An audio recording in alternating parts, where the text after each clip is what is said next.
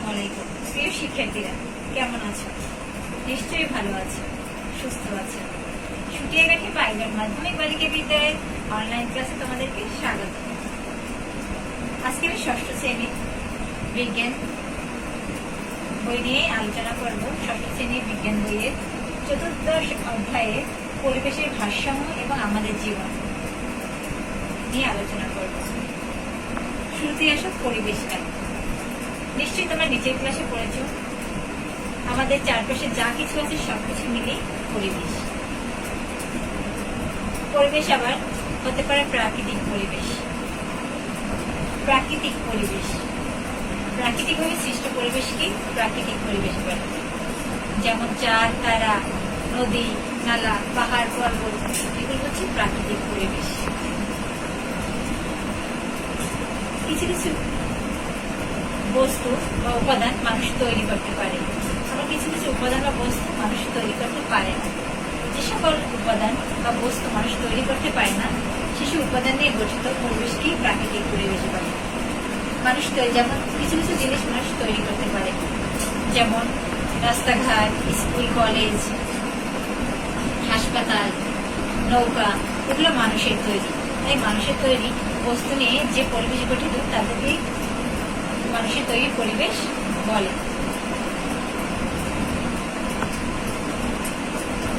পরিবেশের উপাদান, এবার সময় পরিবেশের উপাদানকে কয় ভাগে ভাগ করা যায় জেনে। পরিবেশের উপাদানকে দুই ভাগে ভাগ করা যায়। একটা হচ্ছে সজীব উপাদান।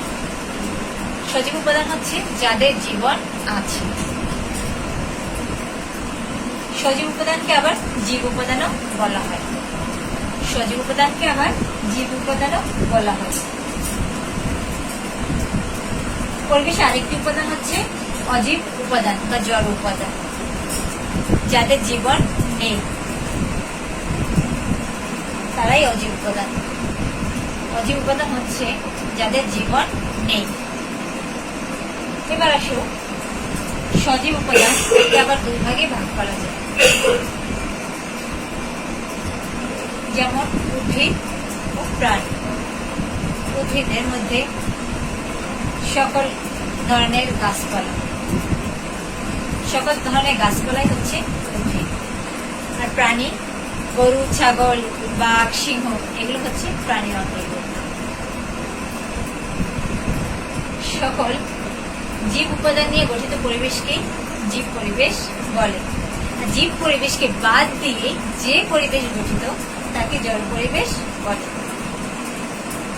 জড় পরিবেশের প্রধান উপাদান হচ্ছে মাটি, পানি, বায়ু। এগুলো ছাড়া কোন জীবই বেঁচে থাকতে পারে না। প্রত্যেকটা জীবেই এগুলোর উপরে নির্ভরশীল। এই উপাদানগুলোর বিভিন্নভাবে পরিবেশের প্রতিটি উপাদানের জড় পরিবেশের প্রধান উপাদান হচ্ছে মাটি, পানি, বায়ু। এগুলো ছাড়া কোনো জীবই বেঁচে থাকতে পারে না। এসব উপাদানের প্রাপ্যতার উপর নির্ভর করে কোন স্থানে কোন ধরনের জীব বসবাস করে। এক এক এলাকায় উদ্ভিদ প্রাণী এক এক রকম হয়। এগুলো বিভিন্নতার কারণে হচ্ছে মাটি, পানি, বায়ু, এগুলো বিভিন্নতার কারণ। কোন স্থানে কোন ধরনের উদ্ভিদ ও প্রাণী বসবাস করবে, এগুলো নির্ভর করে মাটি, পানি, বায়ু বিভিন্নতার কারণ। তোমরা তো নিশ্চয়ই জানো, বাংলাদেশে পর্যাপ্ত পরিমাণে মাটি আছে, পানি আছে এবং সতেজ বায়ু আছে। আমাদের দেশে যেরকমের মানুষের বসবাসের ধরন বা প্রাণীর বসবাসের ধরন, যে সকল উদ্ভিদ জন্মে, তুমি যদি মরুভূমির কথা চিন্তা করো, মরুভূমিতে কি মাটির পরিবর্তে আছে প্রচুর বালু, সেখানে পর্যাপ্ত পানি নেই, বায়ু উত্তপ্ত।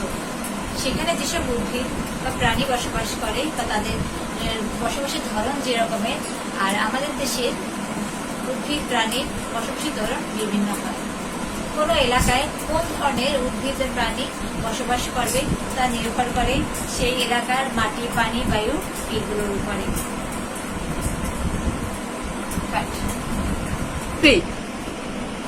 পরিবেশের ভারসাম্য,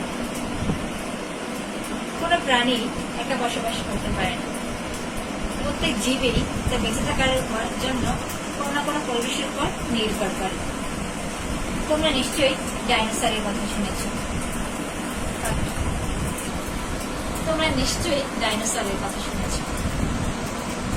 ডাইনোসর আজ পৃথিবীতে নেই। একসময় পৃথিবী ছিল অনেক উত্তম, যখন ডাইনোসর এই পৃথিবীতে বাস করত।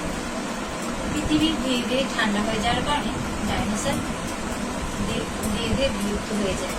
আবার অনেক বিজ্ঞানীরা ধারণা করেন পৃথিবীতে এমন কিছু উদ্ভিদের আবির্ভাব ঘটে যারা ডাইনোসরের ডিম খাদ্য হিসেবে গ্রহণ করে। তাই ডাইনোসর ডিম সংরক্ষণে ব্যর্থ হয়, ফলে ডাইনোসর ধীরে ধীরে বিলুপ্তি ঘটে।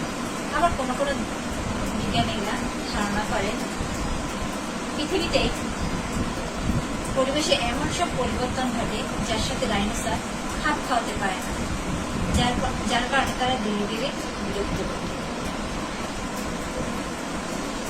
প্রাকৃতিকভাবে পরিবেশের পরিবর্তন ও মানুষের কোনো কর্মকাণ্ডের কারণে যদি পরিবেশের পরিবর্তন ঘটে, তখন পরিবেশের ভারসাম্য নষ্ট হয়। পরিবেশের ভারসাম্য নষ্ট হলে জীব পরিবেশ নানাভাবে ক্ষতিগ্রস্ত হয়। পরিবেশের ভারসাম্য যাতে নষ্ট হয় সেদিকে আমাদেরকে খেয়াল করতে হবে।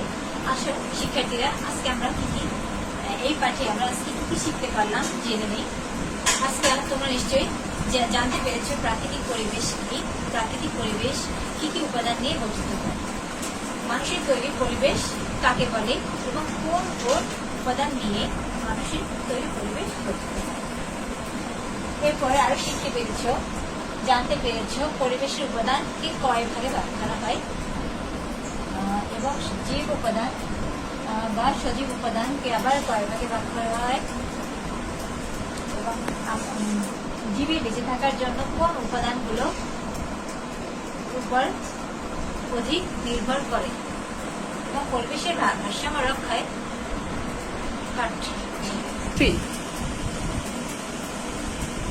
ডাইনোসরের কিভাবে বিলুপ্তি ঘটে। আজকে এ পর্যন্তই।